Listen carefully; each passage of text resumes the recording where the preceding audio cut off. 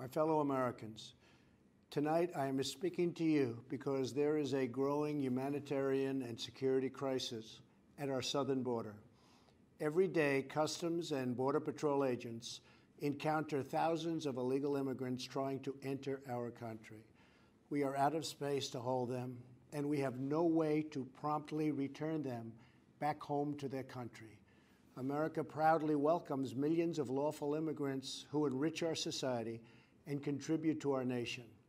But all Americans are hurt by uncontrolled illegal migration.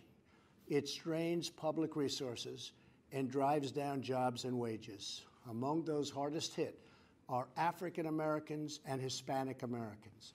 Our southern border is a pipeline for vast quantities of illegal drugs.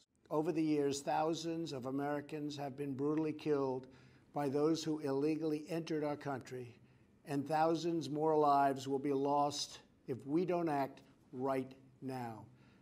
This is a humanitarian crisis, a crisis of the heart and a crisis of the soul. As part of an overall approach to border security, law enforcement professionals have requested $5.7 billion for a physical barrier.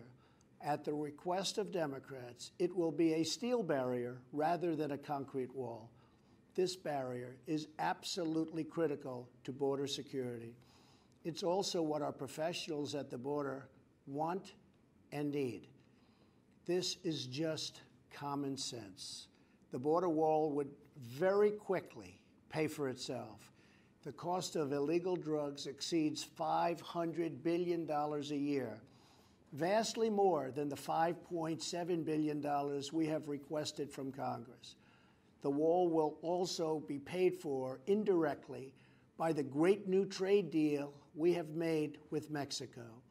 The federal government remains shut down for one reason, and one reason only, because Democrats will not fund border security.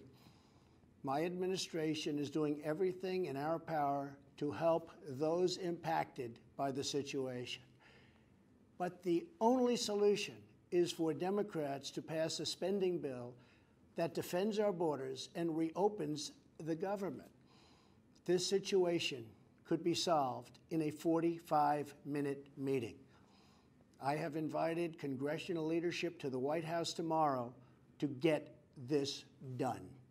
Hopefully, we can rise above partisan politics in order to support national security.